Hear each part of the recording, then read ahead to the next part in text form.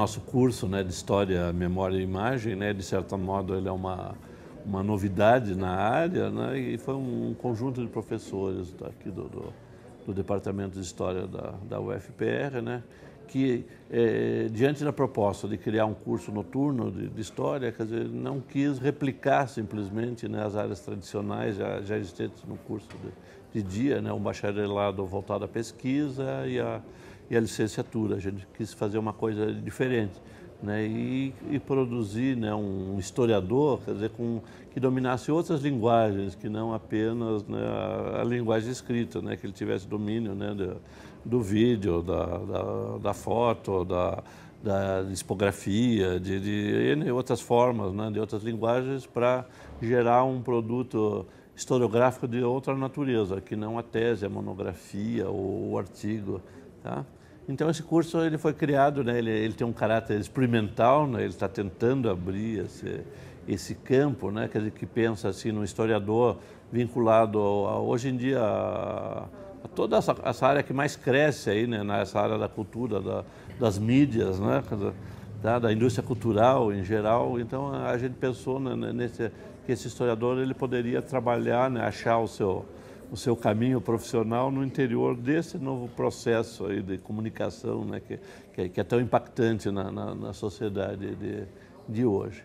Criado esse curso, né, ele foi pensado em três áreas, né, teria uma área voltada, quer dizer, às mídias eletrônicas, aí o multimeios, na internet, etc., né, uma área voltada ao estudo, né, e à produção e narração com imagem, né, quer dizer, a foto, o cinema, o vídeo, etc.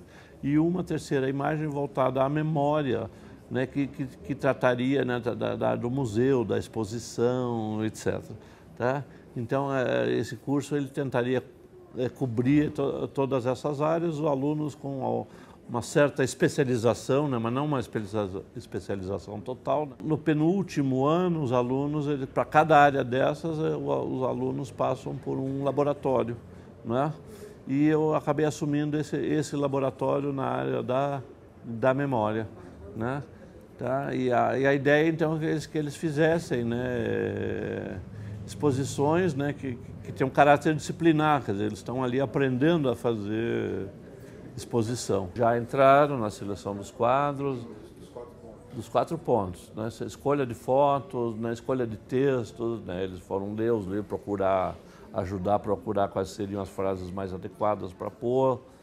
Agora, né, nesse caso, a gente conseguiu mudar de escala, né? Quer dizer, para os nossos recursos, né, é uma exposição imensa, né? Essa que a gente criou na segunda exposição que ele fez, que se chama Anos 50 Identidades, né? Quer dizer, é uma exposição que trata da questão identitária, das identidades em Curitiba. Eu me envolvi num processo de captação de recursos junto à Fundação Cultural de Curitiba. A gente concorreu, a historiadora Ana Lúcia Cruz, né, e a designer Lai Botman Pereira. Nós três elaboramos um projeto, apresentamos nesse edital e acabamos sendo contemplados, né, tá? Então a gente passou a trabalhar numa outra faixa profissional, né, quer dizer, com dinheiro para poder fazer e tal. Antes era assim, era um certo dinheirinho contado para conseguir fazer uma pequena exposição, né? Nesse momento a gente mudou de escala, né? Teria um outro espaço também mais adequado para a exposição, né? Então, quer dizer, daí nasce assim, nessa necessidade. Daí, quando a gente propôs, né, a exposição, que a gente ficou fazendo uma busca de temas, né? Porque tinha que ser a fundação, ela dá um recorte já, né, de história de Curitiba. Eu tinha um material que eu tinha achado alguns anos atrás no Encebos, em Paris, que era umas letras de canções de uma canção, né, de 1950, chamada O Senhor Cônsul em Curitiba. E depois a gente pode até falar mais disso, né? Mas era assim, era uma letra assim, né, assim, tipo, parece o famoso samba do crioulo doido, né? Hoje, né, mas era o samba do francês doido olhando para Curitiba, né? Imaginava Curitiba assim, né, a imagem carnavalizada de Curitiba. Isso são os franceses olhando para cá e tal, mas a gente não se achava carnavalizado, a gente achava que era um Brasil diferente. E aí começamos a discutir toda essa... Né, a gente falou, pô, então vamos pegar uma série de episódios ocorridos na década de 50 que tem a ver com essa questão da identidade curitibana. Então, assim, apareceu esse desenho da exposição, né, e os 4 núcleos temáticos que ela trata, né, tá? Essa noção, primeiro, né, a ideia do Brasil diferente, né, que né, até comemorando, né, entre aspas, aí, a obra famosa do Wilson Martins, né, que chama-se exatamente, né, Um Brasil Diferente. Bom, então, essa aqui é o Brasil Diferente, é o cônsul, é o Metrópolis, né, que é a ideia da Curitiba grandiosa, a cidadezinha pequenininha que estava virando. E o último, a Guerra do Pente. Tá? Então, são quatro ambientes, na realidade, né? O Brasil Diferente, é o cônsul, a Metrópolis e a Guerra do Pente. Né? Tá? A ideia do Brasil ficou essa coisa envolvente, e no centro do espaço, né, lá da Casa Romário Martins, onde ele realizou, tem um módulo quadrado, né, um volume quadrado no meio. Frente à porta a gente fez a parte de créditos, apresentação da exposição, e nos outros 3 ambientes a gente dedicou, né, cada face a um desses temas. Então, o primeiro núcleo expográfico, né, que a gente chamou de Um Brasil Diferente. Né? Como é que a gente, veja, é um problema, assim, né?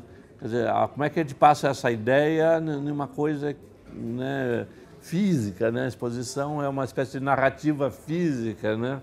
Em que o espectador percorre, né? Ele não fica parado como num filme, né? Vendo um filme, etc. Daí ele percorre. Como é que a gente vai passar essa ideia dessa discussão, né? Dessa discussão até étnica, né?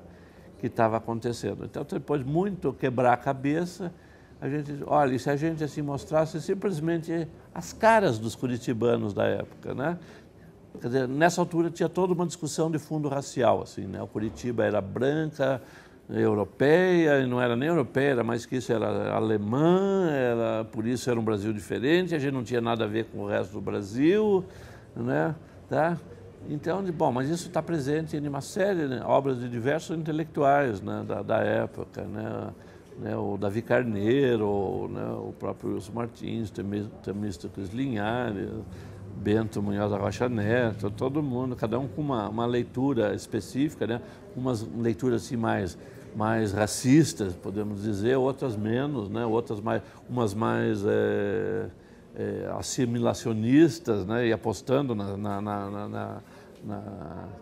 nos casamentos interétnicos, né? Na fusão dessas diversas, né, componentes étnicas e raciais aí da população da cidade, e outros não, né? Outros num claro discurso eugênico, né? Quase de branqueamento. Tá? Então, como é que nós fazemos isso? Veja, nós vamos mostrar a cara dos curitibanos e as pessoas façam a leitura que quiserem. Isso parecia fácil no começo, agora do ponto de vista de conseguir esse material, se demonstrou bem mais difícil do que a gente imaginava. Mas até chegar lá foi um longo percurso. A gente tentou assim, conseguir acesso a arquivos, né, espólios domésticos, né, fotografia das famílias, de pessoas, né, conhecidas. Fuçamos por tudo quando foi lá, do clube, né, nada dava um volume, né, de foto como a gente queria. A ideia seriam 300 fotos, né, colocadas emolduradas. Né. A tarefa foi muito árdua, né, até que a gente soube, né, que esse acervo dos negativos da antiga Foto Brasil, veja, era uma foto que ficava na Rua 15, bem no comecinho. Todo curitibano fez ali as suas fotos, né? Desde a foto do documento 3x4, né? A foto de casamento. Curitiba não é Salvador, tá óbvio que não é Salvador, né? Não é nem Porto Alegre. Veja, mas a componente negra, né? Ela não é desprezível. Veja, deve ter mais gente de origem afro, né, do que de origem alemã, se fosse possível medir esse tipo de coisa, se fizesse sentido, né? Tá? Então, é híbrida, né? Essa população miscigenou, né? Hoje todos nós somos híbridos, mas na altura sim tinha essa componente. Não, nós somos brancos, por isso somos melhores. Quer dizer, não era o problema só de ser branco, né? Por sermos mais brancos, éramos melhores do que o resto do Brasil. Foi assim, uma parte muito trabalhosa de fazer, né? Porque assim, você recuperar, daí a gente não tinha imagem em positivo, né? Nós trabalhamos com negativo. E nós descobrimos, né, que esse acervo da antiga Foto Brasil tinha sido largado simplesmente no prédio dali da Rua 15 e ficou lá fechado durante anos, né? Todos aqueles, milhares e milhares de negativos, né? E daí a família acho que acabou cedendo isso para o Estado, né, em geral, e aí ele foi dividido. Metade do acervo foi para a Casa da Memória, metade para o Museu da Imagem de Som, né, da Imagem do Som. Como eu estava sendo financiado aí pela Casa da Memória, né, eu insisti com eles, né, para me dar acesso. Eles diziam, olha, é muito difícil porque nós nunca tratamos esse material do jeito que ele veio, ele foi encaixotado e está aí guardado sem nenhum tratamento, ele é empoeirado, ele é até difícil de... Eu falei, tudo bem. Veja, a gente estava no desespero de conseguir essas fotos, né? Daí sim, olha, é operacional, dá para fazer, né? Mas estava tudo em negativo, né? Então a seleção a gente fez assim, né? No negativo, tá aqui, parece legal essa, então separa.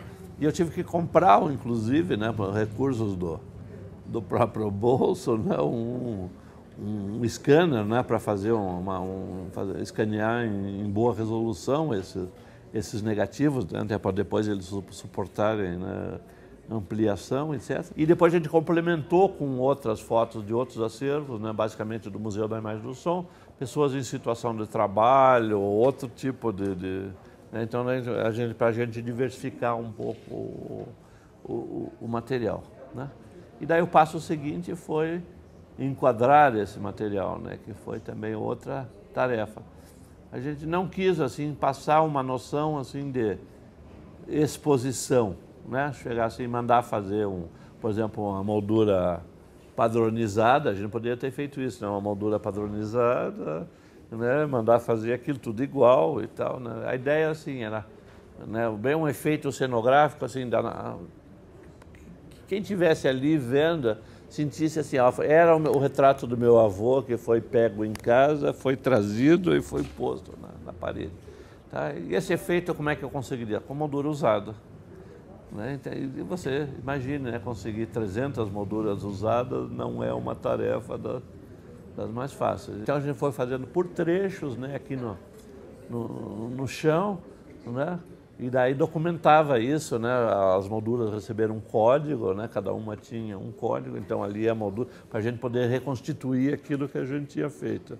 Né? Daí né? Fizemos isso no chão, então fizemos a composição de molduras, sem conteúdo ainda dentro. Né? Daí a segunda fase era a seleção de fotos que iriam em cada moldura. A gente trazia aqui no computador, né? Daí os alunos, a gente fazia, era tipo no voto, né? Não, aquela ali põe esse, né? Daí uns apoiavam, outros, né? Daí dizia, não, mas essa aqui já tem um japonês do lado, não vamos botar outro japonês. Daí a gente foi montando esse panorama, né? Daí tinha a ver, né? A foto, se era em pé, se era deitada, daí cada uma já marcava. Bom, daí a gente montou uma tabela do tamanho das molduras, né?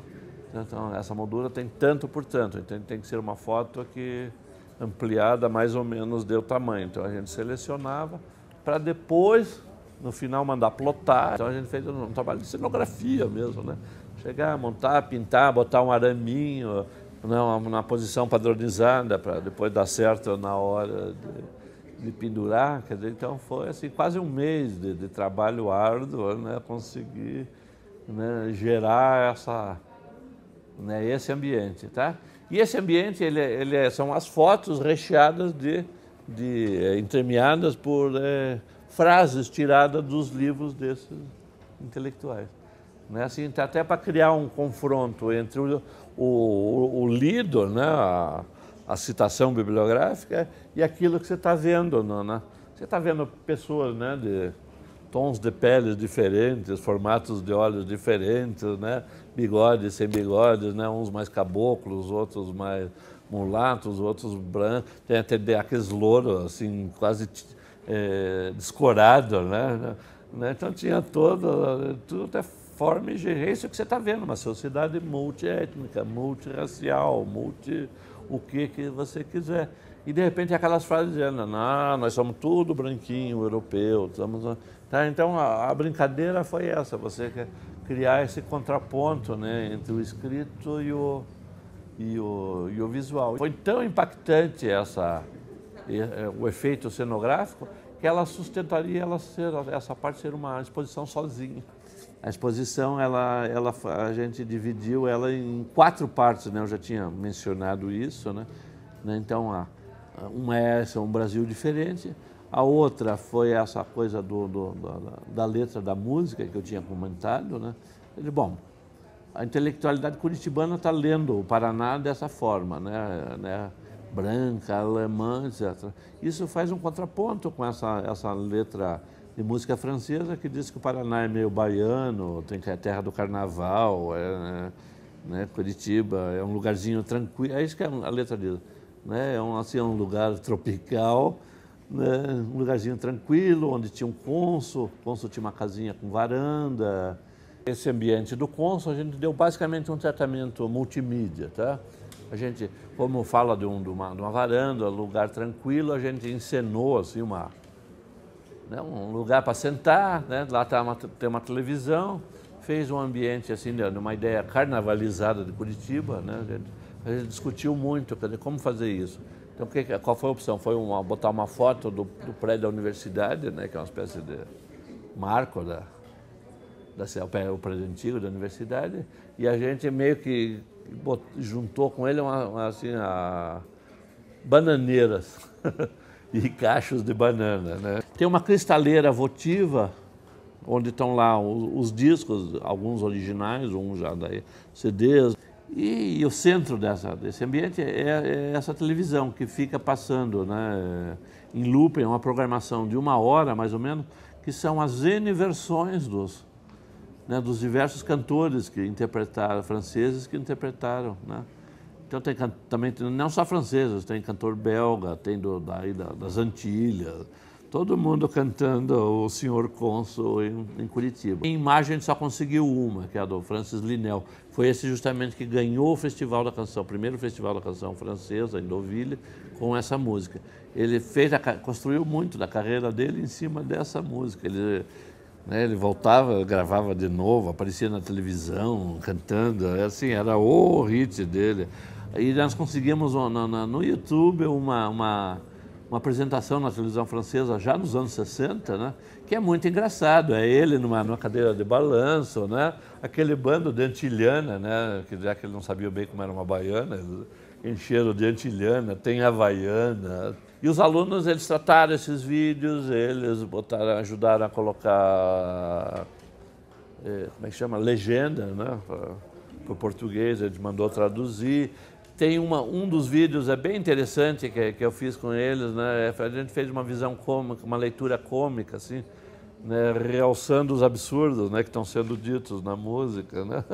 Tá, a gente trabalhou com imagens contemporâneas, foi fazendo superposições, né, com recortes e tal. Então a gente fez todo um trabalho de vídeo, né, com os alunos, né, que resultaram, né, tem uns vídeos assim com a intenção mais didática, explicar a música, tem esse que é cômico e tem uma série de vídeos, né, que mostram as outras gravações, né, a gente pegou, daí a gente só tinha a música, né, daí usou imagens de fundo para apresentar isso, e foi contratado, né, um cineasta em Paris para filmar na rua, perguntar para as pessoas na rua se conheciam a tal da música, né? O núcleo expográfico seguinte, né, que a gente chamou de Metrópolis, né, tá, ele trata dessa busca de Curitiba, né, ou dessa comemoração de Curitiba durante os anos 50, de ter se transformado, né, de uma cidade pacata numa metrópole febricitante, cheia de indústria, de movimento, tá? E isso se ampara assim, né, empiricamente, né, na percepção, né, de que Quer dizer, Curitiba dobrou de população no período, passou de algo em torno de 300 mil para algo, né, perto de 600 mil, 500 e tantos mil, né, durante a década de 50. Né, óbvio que o impacto disso é imenso, isso associado, né, a um processo de verticalização da cidade, né, que ocorre com o dinheiro do café, transforma completamente a cidade. Então a cidade ela tem um sentido de autocelebração, né, nesse período. Tá? Isso está associado também, né, com uma questão assim, político-administrativa, digamos. Né? Até então, Curitiba assim, não era exatamente a capital de todo o estado do Paraná. O estado do Paraná era uma coisa tripartite. Né? Por um lado, o Paraná tradicional, né? que pegava nessa região Campos Gerais, Planalto, Curitiba, litoral. Por outro lado, a gente tinha, né, a ocupação do norte, né, muito ligada a São Paulo, inclusive com ligações ferroviárias e rodoviárias a São Paulo, que não tinha para Curitiba. E o oeste, né, que era resultado de uma ocupação, né, de uma frente de migração, né, pessoal da Serra Gaúcha, oeste de Santa Catarina, que vem desembocar aqui no oeste e sudoeste do Paraná. Né? Então essas três regiões conversavam um pouco entre si, né? Eram esses três Paraná, tá? E principalmente a figura central nesse processo é o governador Bento Munhoz da Rocha Neto, que aproveita a efeméride, né, das comemorações aí do centenário da emancipação política do Paraná, né, que é 1953, né, para criar um grande evento, né, são criadas grandes feiras, a Feira Mundial do Café, quer dizer, todo um auê publicitário, né, criado, e ao mesmo tempo, quer dizer, o governo do estado investe pesado na transformação urbana de Curitiba. Tá? Então, nesse período, cria-se o centro cívico, né? Quer dizer, então toda a parte administrativa, né? Quer dizer, se cria um núcleo, né, dos três poderes, né, que você vai botar o executivo, o legislativo, o judiciário, tudo num núcleo. Isso dizem que serviu de inspiração depois para Brasília. Né? Tá? É criado o Teatro Guaíra, começa a construir, ele não é terminado na altura, mas ele já, o pequeno teatro já começa a funcionar nos anos 50, biblioteca pública, uma série de grupos escolares já com uma arquitetura moderna. O prédio da universidade faz parte. O aeroporto Afonso Pena, que hoje em dia, infelizmente, né, ele se perdeu. Sempre essa coisa apontando para o futuro. Né? E o marco simbólico, né, de todo esse processo é a Praça 19 de Dezembro, né, em que é criado, né, tem um marco, né, um monolito, né, tá, e na frente dele está, né, o símbolo paranaense, né, o homem paranaense, né, alto, ereto, olhando para o futuro. Isso criou uma mega polêmica na altura, porque acharam que ele era um negroide. Né? Essa coisa racial pegava em todos os ambientes. Né? Então tem o Davi Carneiro criticando, né? Ele não representa o homem paranaense. O homem paranaense é louro, dolicocéfalo e lindo, né? Essa figura negroide não é o paranaense. Foi também criado na altura uma estátua que deveria ter ficado na frente, né, no Palácio da Justiça, que é outro prédio modernista da época. Os juízes rejeitaram essa estátua feminina, a verdade nua, né, acho que os juízes não gostaram da ideia de uma verdade nua, ou se escandalizaram, né, por ser uma mulher nua, sabe-se lá o que passou na cabeça do juiz. Essa estátua foi banida para trás do Palácio Iguaçu, onde ficou em cativeiro 30 anos, mais ou menos, né, e criou um mito urbano diferente, assim, que a estátua ela pertencia à Praça 19 de Dezembro, e que os curitibanos retrógrados tinham impedido que a estátua fosse botada ali, e ela foi. Algum prefeito desavisado, esses mitos as pessoas acabam acreditando. Acabou inserindo essa estátua fora do lugar, ela foi posta onde não devia, ela não faz par com ela não é um casal com o homem paranaense. Ela é verdade nua, ela tem ainda que ser colocada na frente do Palácio da Justiça. Quando os juízes devolverem para a cidade a praça que eles se apropriaram dela para transformar em estacionamento, aquela praça faz parte do conjunto melhor, dos melhores conjuntos arquitetônicos da cidade. Então é tudo isso, né? E mais a coisa da iniciativa privada, né? Quer dizer, o dinheiro do café, quer dizer, gera um processo de especulação imobiliária imensa na cidade, né? Então brotam arranha-céus a todo lado, para todo lado, etc. Tá? Então esse núcleo da exposição, ele trata exatamente disso, essa ideia de que Curitiba nos anos 50 se tornou uma metrópole. E daí tem um conjunto de vídeos, né? Tem ali, nessa televisão que está ligada a esse ambiente, né? O ambiente ele mostra, né, o homem nu, mostra aqui a prédio da reitoria, Hospital São Lucas, né? Um conjunto de marcos arquitetônicos da cidade. Tem essa televisão que está passando as inaugurações e está fazendo um jogo com essas faces que estão nas fotografias, né? Quer dizer, então tem um conjunto de fotos, são diversos vídeos que vão mostrando mais fotos, além daquelas que estão expostas, outras fotos, né, de curitibanos da época, né, ou grupos de pessoas. Né? Então, normalmente os vídeos eles são assim, só, né, fade out, fade in, fade out, né? Mostra, fecha, alguma marcação sonora de fundo e é isso.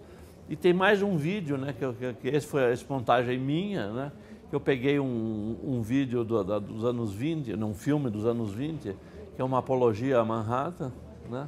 Eu mantive a música, mas tirei a imagem e substituí essa imagem, né, por imagem de Curitiba dos anos 50. E o quarto é a Guerra do Pente, né, que também é uma coisa identitária, né?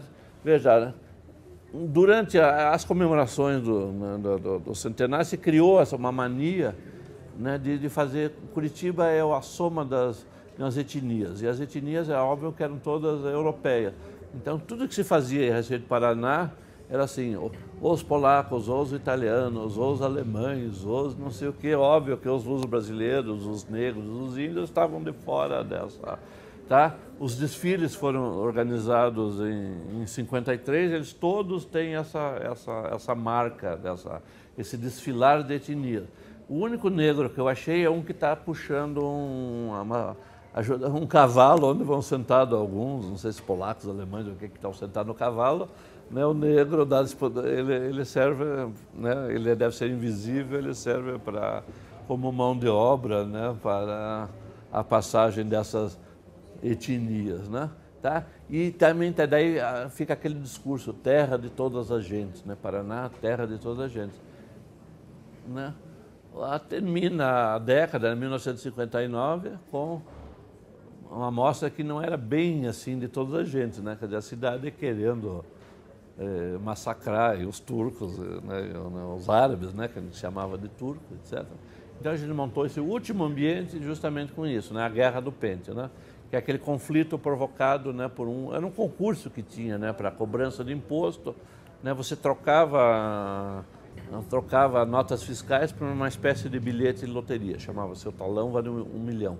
Né? Então você levava as notas fiscais, trocava, e a coisa começa quando um sujeito, né, vai comprar um pente num bazar de turco, né? Eles ficavam ali, toda a Praça Tiradentes, Santos Andrade ali, né, era a Turcolândia, né?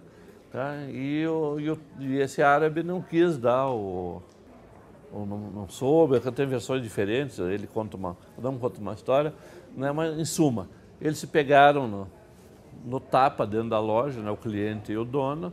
O árabe jogou o sujeito para fora da loja e nesse jogar ele acabou quebrando a perna. Isso gerou uma comoção popular e a fúria popular. Então foram 2 dias de quebra-quebra e apedrejamentos, etc.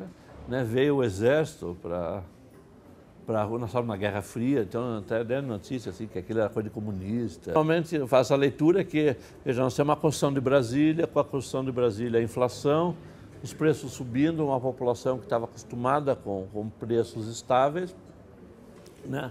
Começou a ver o comerciante como um bandido, né? Está subindo os preços. Então fecha, né, esses diversos temas dos anos 50, né? Veja, e a ideia é essa, assim, a identidade, né? Identidade é uma coisa instável, mutável, né? Ela nasce dessas fricções todas. Então, assim, o tema não é Curitiba dos anos 50, mas essas múltiplas versões de questões relativas às identidades, né, que estão perpassando aí a sociedade curitibana. Não tem uma verdade, né, chamada O Curitibano, né? O Curitibano é isso, é essa coisa instável, né? Que está ali, né? Sendo feita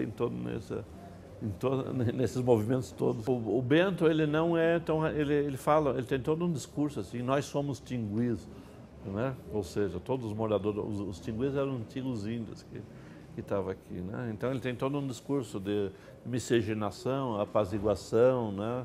Tá? Outros não, são pesadamente discursos raciais assim, bem pesados, assim, tipo Wilson Martins, Davi Carneiro, tá? O nosso patriarca do curso de História, o professor Brasil Piero Machado, também ele tem um discurso não é racista desse tipo, né? Ele fala também de uma assimilação, de um conflito tal, né? Então varia muito, não dizer toda a intelectualidade, né?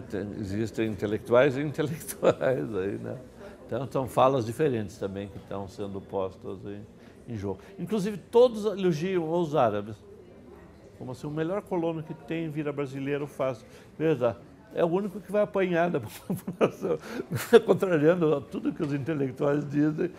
Uma exposição e história. Veja, para mim ela é um produto expográfico igualzinho um livro, né? Os processos são muito semelhantes, é um processo de pesquisa, seleção, etc.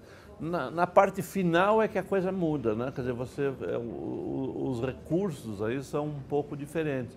E a relação, né, com o leitor, o observador, etc., é que é um pouco diferente. Enquanto, por exemplo, o livro, né, você abre, lê e tal, não, esse você caminha pelo interior, né, da informação. Então você vai estabelecendo, né, um conjunto de relações em um percurso que você estabelece dentro.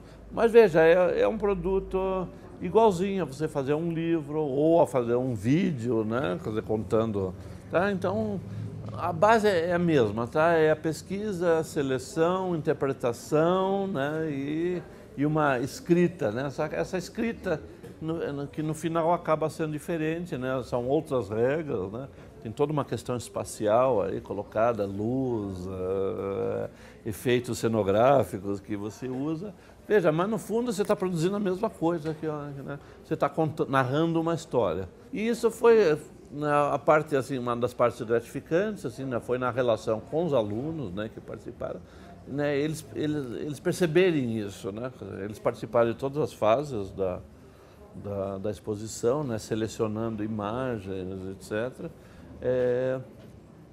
E eles perceberam, né, que existem outras formas de narrar a história que não a tese, a monografia, o artigo, o livro em geral, que é a base, né, da proposta nova do curso. Veja, esses filminhos que estão lá são brincadeiras, às vezes piadas, eles não têm validade, assim, né, uma pretensão em si como cinema, né?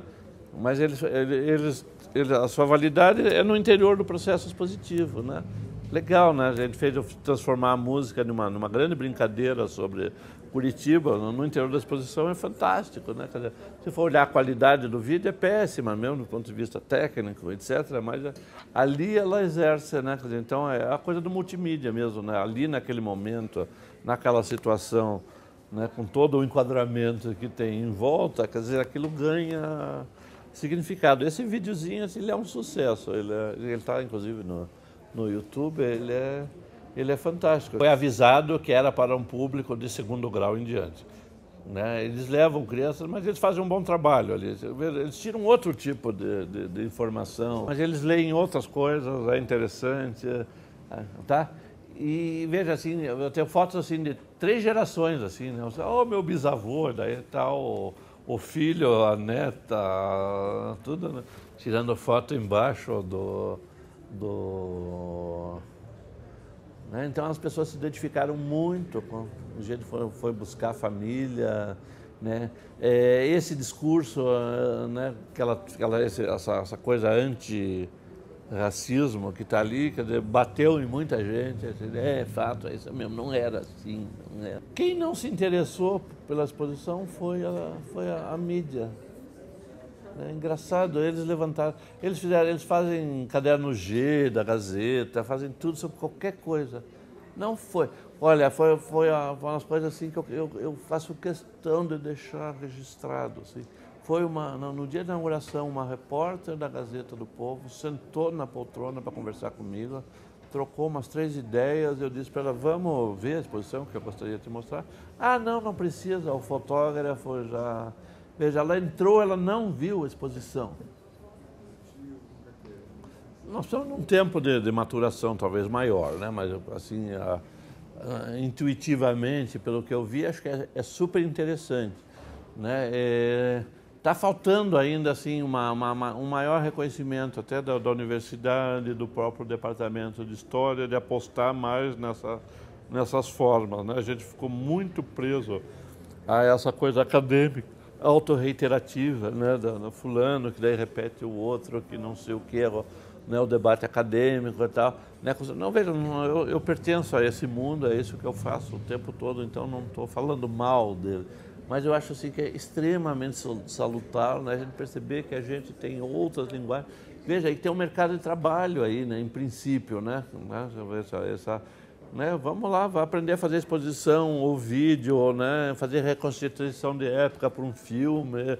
Veja, são N produtos historiográficos possíveis, né? Tá, que, veja, acho que a gente está sendo extremamente inovador, mas a gente não conseguiu ainda o reconhecimento interno da casa que a gente precisa no primeiro momento. Ou talvez seja o contrário, né? De repente a gente consiga um reconhecimento externo e isso obrigue, né, o interno a digerir a proposta. Agora é o seguinte, outro desagravo assim, né, em público, né? Foi muito difícil conseguir que os nossos colegas de departamento e que a maior parte dos alunos de curso de História fossem ver a exposição. Eu já não consegui que a universidade botasse na parte da abertura lá a exposição, mandando milhares de recados, etc. Então, assim, falta essa... A universidade, o departamento, as ciências humanas, perceber que está acontecendo algo diferente. E que esse diferente, bom, pode ser que seja uma experiência que no futuro se demonstre fracassada, mas em princípio ela pode vir a ser um curso completamente novo.